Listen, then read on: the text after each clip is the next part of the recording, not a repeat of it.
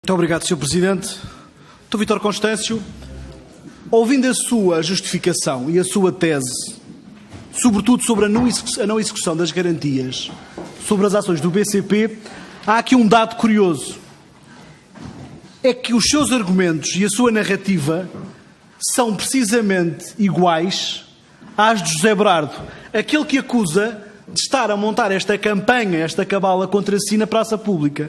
O outro dado curioso é que é assim que ele arrola como testemunha da sua tese e não ao Jornal Público. Mas está enganado. E, portanto, aquilo que parece é que há aqui um comportamento padrão, porque são as mesmas justificações de Armando Vara, de Santos Ferreira e de Francisco Bandeira. E eu faço-te uma primeira pergunta. Nessa reunião com os acionistas, com José Berardo, porquê é que não levou o vice-governador Pedro Duarte Neves, já que era ele que tinha o pelour da supervisão? Não sei responder, e a única razão porque não terá estado, se é que não esteve, e podem lhe perguntar logo à tarde. O doutor é que disse que ele não estava. Sim, pronto, mas se não estava é porque não estava disponível. Porque esteve sempre comigo, como viram num dos documentos que receberam do Banco de Portugal, esteve sempre comigo nas reuniões que tinham a ver com estas matérias. E estive acompanhado... Então se esteve sempre consigo nessas reuniões, não sei se o doutor devia saber daquilo que diz que não conhece até agora, porque não era o seu pelour. Não, peço desculpa. Nas reuniões com dirigentes dos corpos sociais do BCP, que estão listadas numa lista que veio do Banco de Portugal e que devem ter recebido, eu estive com o vice-governador. Porventura, ele não estava no banco, não estava sequer em Portugal, porventura, estaria em alguma reunião, e não esteve nessa reunião, mas fui acompanhado pelo diretor dos serviços jurídicos e pelo subdiretor do Departamento de Supervisão. Não foi sozinho. E nada se passou nessa reunião, nas circunstâncias em que já aqui o relatei.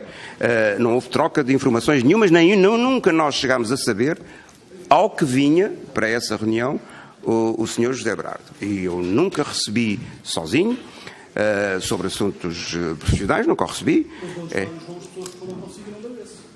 Aonde? Nessa reunião disse que esteve acompanhado do diretor do Departamento Jurídico, de mais um funcionário. E mais o subdiretor do Departamento de Supervisão, Dr. Silva Ferreira. Vou porque o seu vice-presidente, que era o homem... Não sei se ele não estaria disponível... Então lembra-se dos funcionários, não se lembra do vice-governador? Peço desculpa. Lembro-me dos funcionários que estiveram comigo na reunião, porque me lembro muito bem dessa reunião, que foi bastante caricata. Como se chamarem aqui o Dr. José Queiroz, ele reterá com mais... O caricata é não se lembrar. Se o vice-presidente... Eram 4 pessoas do Banco de Portugal, ou 3. Não, eu não... Se o vice-presidente... Eu disse 3. Senhores deputados, não entrem em diálogo porque... Eu disse 3, eu disse os nomes das pessoas que estavam nessa reunião. Então o outro não estava. Mas eu não disse que estava. Só lhe perguntei, não foi se estava, se não estava. Porque se era a pessoa que tinha a tutela da supervisão, a minha pergunta não é se estava ou não estava, é porque é que não estava e porque é que não o levou, porque isso é estranho. Porque o senhor diz que não tem aquele pelour, não se sabe nada sobre aquele pelour. Na única reunião que tem, que é essencial, não o leva, eu pergunto.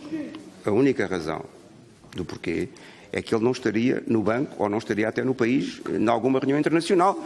É simples, claro que é simples. Porque se estivesse ali, ao lado do meu gabinete como estava, certamente que tinha vindo à reunião comigo, como é óbvio, como veio a todas as outras. Como digo, eu não fiz nada sozinho, porque tinha bem esse cuidado de não fazer nada sozinho nestas matérias. E estive bem acompanhado. E estive bem acompanhado por dois altos funcionários do banco, incluindo o diretor do Departamento Jurídico. Não podia estar melhor protegido do ponto de vista de qualquer coisa que pudesse acontecer nessa reunião. E estive. E, portanto, essa é a realidade. Nada tem de complicado. É só isto. Sobre a coincidência da sua tese com a de José Berardo... Não, tenho muito a dizer sobre isso. Tenho muito a dizer sobre isso, pois, porque o disse... Já que vai ser testemunha dele? Não, enfim... E não o público, portanto... Não sei. Ele terá que ponderar muito, se lhe interessa que eu seja testemunha. Terá que ponderar muito. Porque, precisamente, uma das razões porque eu alterei o discurso, enfim, a introdução, a declaração inicial que fiz aqui hoje, alterei de madrugada, depois de ver o público de hoje, foi precisamente para me referir diretamente a ele e aos interesses objetivos dele. E para referir 3 vezes nesta minha declaração inicial que, ao contrário do que ele procura fazer crer, o património todo da Fundação responde por este crédito. Disse-o 3 vezes nessa declaração inicial, citei a linha do contrato que torna bem explícito que é assim no contrato que ele assinou e, portanto, a minha visão sobre esse problema não é seguramente igual à do Sr. José Berardo. Não é igual. E eu tive a oportunidade de o sublinhar aqui 3 vezes na minha declaração inicial e foi de propósito, como é evidente. Eu lamento discordar, mas a sua visão é exatamente a dele, porque diz que a coleção estava de facto no penhor e as garantias estavam dadas e que a Caixa não usou porque não quis. Não, mas isso já não é comigo. O que eu quero sublinhar é que, que o património da Fundação respondia e responde pelo crédito que a Caixa concedeu e os outros bancos. Responde. E isso é essencial. O que eu disse na minha declaração inicial é que, aparentemente, ele procurará arranjar argumentos para dizer que não responde e libertar-se desse potencial ónus. E isso é inteiramente errado, do ponto de vista legal, como aqui demonstrei de manhã, e contrário à visão que ele possa ter sobre essa matéria. Portanto, essa questão ficou abundantemente respondida na minha declaração inicial hoje de manhã. Bem, sobre a não execução das ações do BCP, na minha opinião, tem a mesma tese. Agora, quando reuniu com os acionistas do BCP, reuniu já depois de várias notícias vindas a público sobre as várias participações e os vários pedidos de aumento de participação, ou não? Sim, esta reunião foi em 21 de dezembro. Portanto, já sabia o que se passava, os jornais já tinham relatado que havia um conjunto de posições, e não era só o público, Diário Económico, RTP, Diário Notícias, toda a gente falava que havia um conjunto de acionistas que queriam aumentar a sua participação. Não, portanto, já tinham aumentado. Já tinham feito isso antes de dezembro, não é? E nem aí percebeu que havia ali uma manobra concertada de assalto a um banco, ou de tomada de controle de um banco. Não pode, o Banco de Portugal, e penso que ninguém... O Banco de Portugal é jornais. Não, sabia disso tudo. Mas o Banco de Portugal não caracteriza a situação de disputa entre acionistas, que é uma disputa legítima, de terem acordos entre si, de procurarem ter posições e terem apoiantes para essas posições de outros acionistas. Isso é normal para uma Assembleia Geral, faz parte da iniciativa privada, faz parte da legítima exercício dos direitos dos acionistas.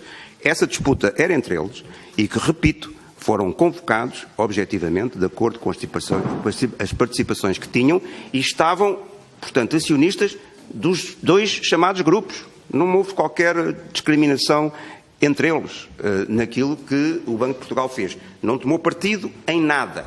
Não tomou partido por essa Mas tem consciência que nessa reunião, após essa reunião há um resultado.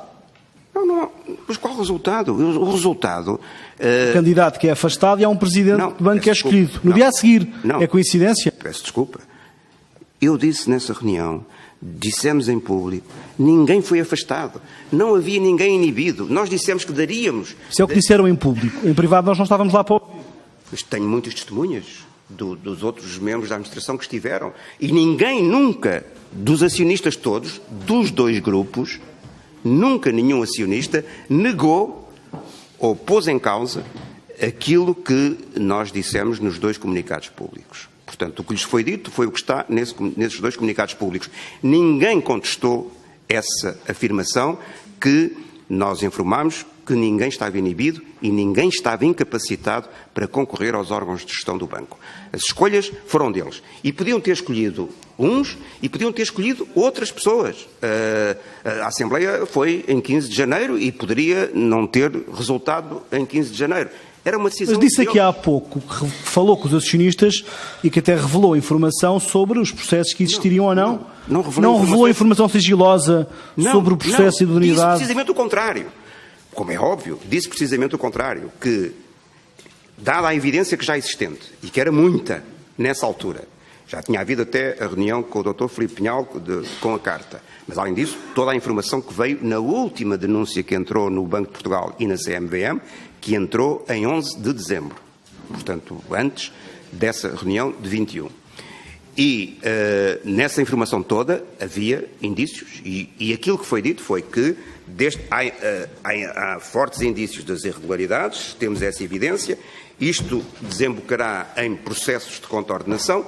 Não posso dizer nada, não podemos dizer nada sobre esses processos, nem os nomes das pessoas que estão ou não estão envolvidas, e não dissemos nenhum nome, porque não podemos tirar conclusões antes da estrutura do banco, dos juristas, fazerem esses processos e tirarem conclusões. O que aconteceu? E nesse contexto de não ser possível tirar conclusões e de não dar qualquer informação sobre os processos, nem sobre as pessoas potencialmente envolvidas, nesse contexto dissemos, não está ninguém inibido, não está ninguém incapacitado nos seus direitos de ser gestor bancário. E foi também o que dissemos em público e não sofreu contestação de ninguém essa afirmação que fizemos em público, que é igual à que foi feita durante a reunião, que aliás não foi muito longa, porque houve estas 3 informações ou 4 que eu referi dadas pelo banco e os acionistas foram reunir depois sozinhos entre eles. E, portanto, não houve qualquer escolha, não houve qualquer interferência na liberdade dos acionistas tomarem as suas opções e escolherem quem entendesse, aqueles ou outros, tinham tempo para o fazer. E ninguém estava inibido, ninguém estava incapacitado, e o que dissemos em público é muito sério, porque dissemos em público que ninguém estava Espero que o que diga em privado também seja sério, mas a verdade é que há uma consequência no dia a seguir. Não, mas eu não tenho nada a ver, nem o banco, com as decisões que os acionistas possam ter tomado nessa matéria. Os acionistas tinham que tomar decisões e tinham que tomar decisões tendo em conta riscos. É evidente, a partir do dia em que veio nos jornais que havia irregularidades graves no BCP, certamente qualquer pessoa e qualquer acionista pensaria, bom, se há grandes irregularidades, as pessoas que estão poderão ter consequências. Isso é uma dedução absolutamente lógica e normal. Muito bem. O que nós formalmente garantimos é que as irregularidades existiam, iriam ser abertos processos, mas não podíamos tirar nenhuma conclusão e ninguém estava inibido. E isto é uma informação importante para eles. E vários tinham procurado obter estas informações isoladamente. E, portanto, para não escolher ninguém, para não discriminar, foram convocados os principais acionistas dos 2 grupos, ou dos vários grupos que existiam, nem sei quem eram exatamente os grupos, e nem interessa, porque foi um critério objetivo que incluiu acionistas de todos os grupos que existiam nessa altura entre os acionistas do BCP. E isto é a verdade dos factos. Deixe-me fazer-lhe uma pergunta. Qual é que é o papel do governador?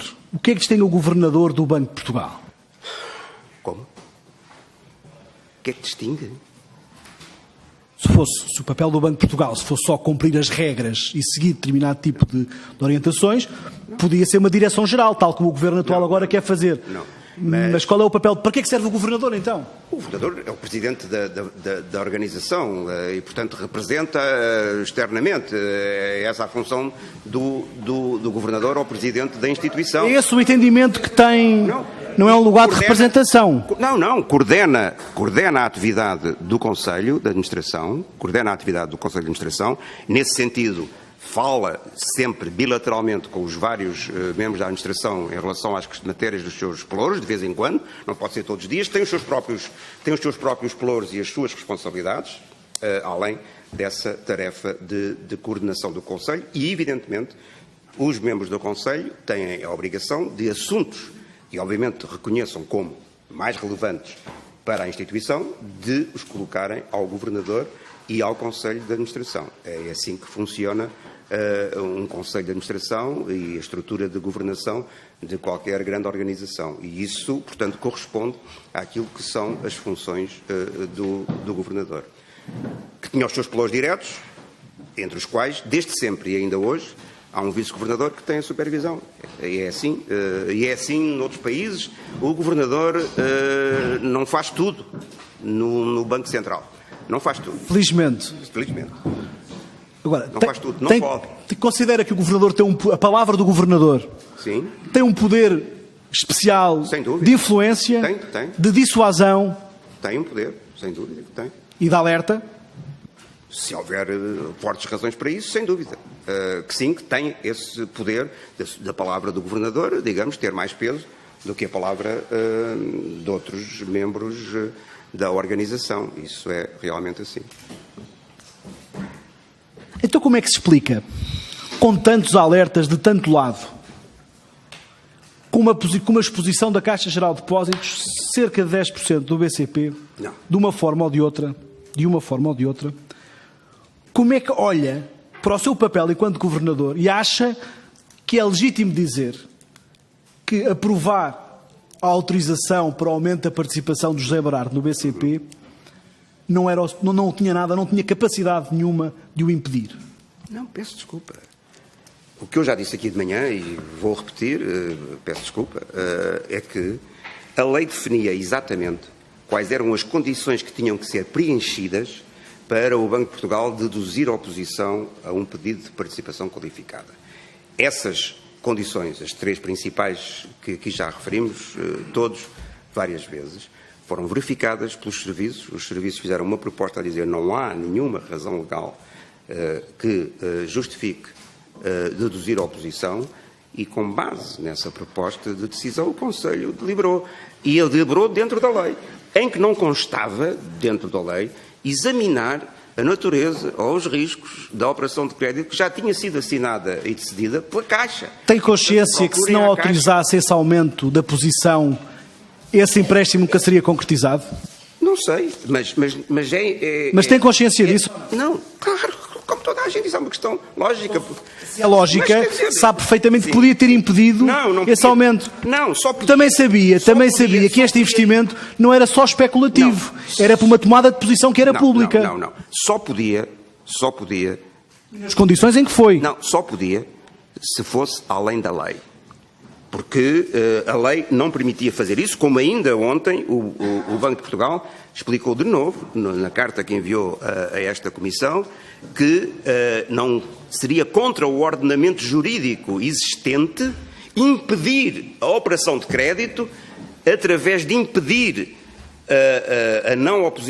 a oposição à participação qualificada, sem ter argumentos legais próprios, específicos, que estavam na lei, em relação à decisão de deduzir. Se eu lhe fiz a pergunta, o seu poder de influência e de persuasão, se impedisse este negócio, teria evitado esse empréstimo? Não, mas seria contra legal. a lei. Seria contra a lei, seria ir contra o parecer técnico dos serviços a dizer que não é o parecer, a proposta técnica dos serviços a dizer que não havia razões legais para deduzir oposição. Foi isso que chegou ao Conselho, a proposta de que não havia razões legais, e não havia razões legais para deduzir oposição. Se o Conselho do Banco de Portugal tivesse decidido ao contrário, tinha que dar justificações porque é que não respeitava os princípios que estava na lei.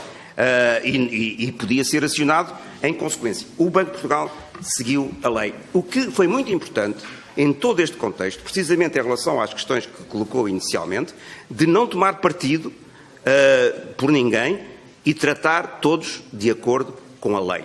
Porque essa é a forma também, não só de respeitar as regras do Estado de Direito, como era também salvaguardar o sentido de independência e isenção do supervisor. O que é curioso é que não tomou partido, diz, mas caucionou um assalto. Não, porquê? Não caucionei coisa nenhuma. É que o seu argumento que não funciona no caso do Banco de Portugal é o argumento que permite que no caso da Caixa se ultrapassem os pareceres todos de risco, porque o Conselho de Administração é soberano, mas no Banco de Portugal, para ter o poder dissuasor, nunca o usou. Não, peço desculpa.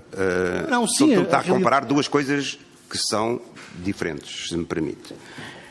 Estamos a falar de tratar do cumprimento ou não cumprimento das condições legais para deduzir oposição a uma participação qualificada. Não havia essa proposta e esse parecer dos serviços. As condições legais... Mas não tinha conhecimento que outros acionistas pretendiam o mesmo, recorrendo ao mesmo financiamento da Caixa?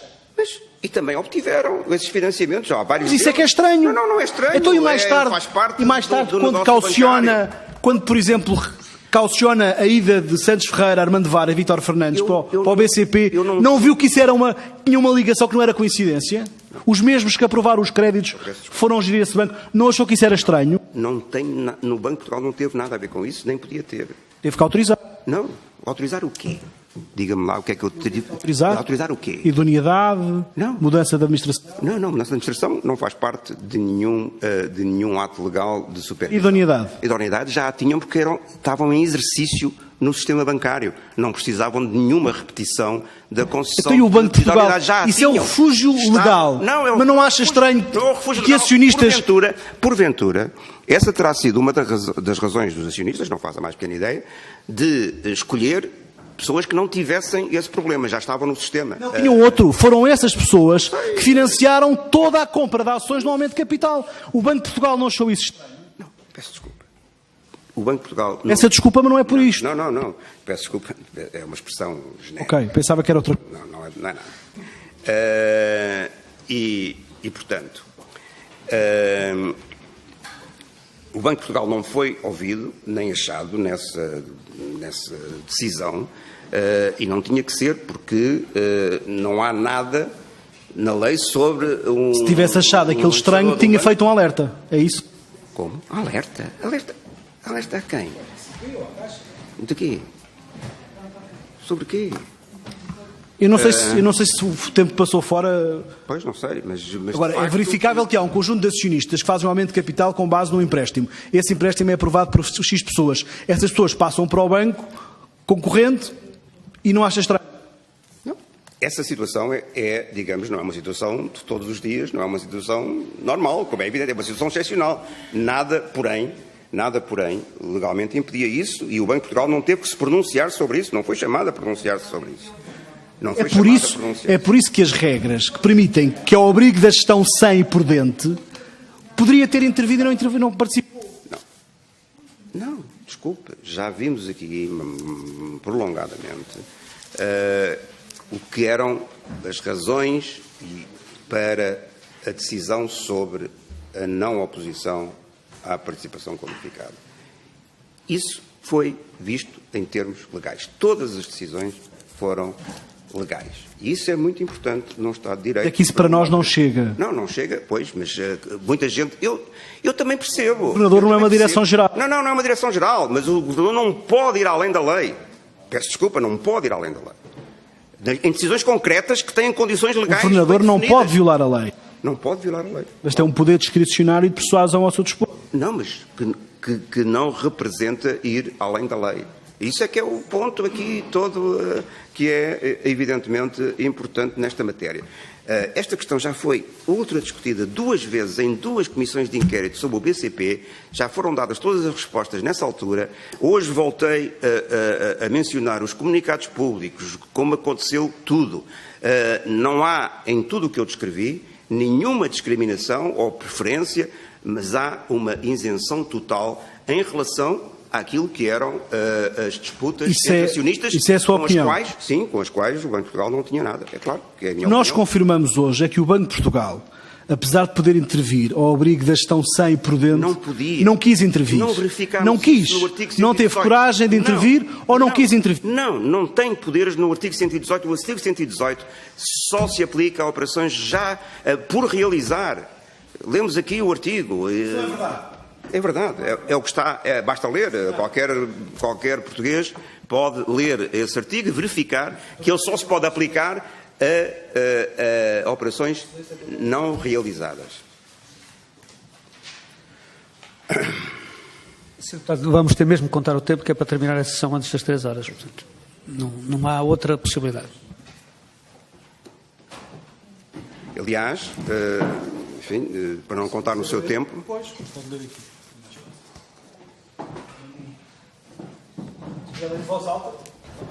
Já lemos aqui hoje de manhã, já respondi a isto. Já lemos hoje de manhã as providências necessárias para restabelecer ou reforçar o equilíbrio. Isto foi feito. Para restabelecer o equilíbrio foram impostas provisões e o reconhecimento dos custos das imparidades, etc. E o Banco de Portugal, como diz no fim, pode notificar essa instituição para se abster de realizar tal operação. A operação estava realizada.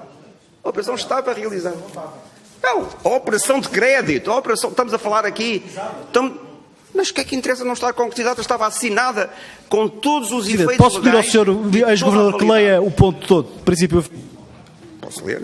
Se as condições em que decorre a atividade de uma instituição de crédito não respeitarem as regras de uma cessão já imperdente, o Banco de Portugal pode notificá-la para, no prazo de que lhe fixar, tomar as providências necessárias para restabelecer ou reforçar o equilíbrio financeiro. O que foi feito na insistência para que reforçassem as garantias e para que fizessem as provisões e o reconhecimento dos custos das imparidades. Isso é que é as providências necessárias para restabelecer ou reforçar o equilíbrio da instituição Caixa. E isso foi feito e a Caixa sempre manteve esse equilíbrio. E, portanto, essa parte está respeitada. Sim, para... Sr. Deputado, retoma o seu lugar, faz favor, e faz as perguntas daí, se não se importa. Portanto, tudo isto já foi respondido de manhã e já foi agora outra vez repetido por mim que o artigo 118 se aplica a operações por realizar.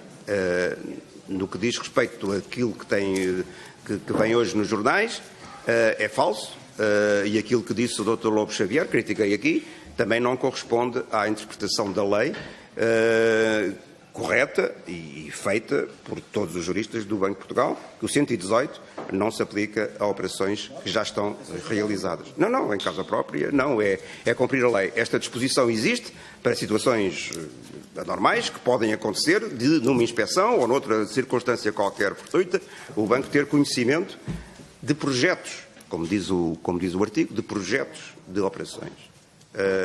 Um contrato já assinado com todas as consequências legais e compromissos legais tomados pela gestão da Caixa nesse contrato, não é, portanto, um projeto de operação. É uma operação totalmente, legalmente concretizada.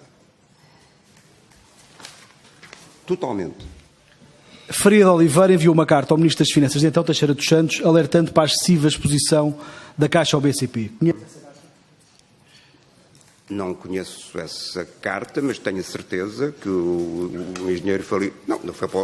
Estava a dizer que foi uma carta para o Ministro, não foi para mim. E não sei de todas as cartas que eu recebi, mas tenho a certeza que o engenheiro Faria de Oliveira me terá referido a mesma opinião e os mesmos factos. Tudo isso era a partir do momento em que as ações começaram a descer e que se começou a ver os efeitos e quando ele assumiu a posição na Caixa, tudo isso foi visto e discutido, como é evidente, mas era a realidade já existente e uma realidade, repito, de que o Banco de Portugal não teve conhecimento prévio, não se podia opor, não tinha que autorizar. Essa parte já conhecemos. Pois é, não, mas é muito importante. Teixeira dos... Repete. Bate. O Banco de Portugal conhecia. Teixeira dos Santos falou-lhe dessa carta ou revelou algum alerta? Não sei responder. Não sei responder. Como o que aconteceu há 12 anos, se me falou de uma carta, o senhor deputado sabe todas as cartas ou outros documentos que lhe referiram. Se o presidente de um banco me dissesse que eu fosse governador do Banco de Portugal e o Ministro das Finanças, que há um problema... Já aqui disse que seguramente... Peço desculpa, já aqui disse que seguramente o engenheiro Faria de Oliveira falou comigo sobre isso. E falámos sobre isso, como é evidente, desde que ele assumiu as funções. Eu não perguntei isso. Não? Se Teixeira dos Santos lhe falou dessa carta ou não?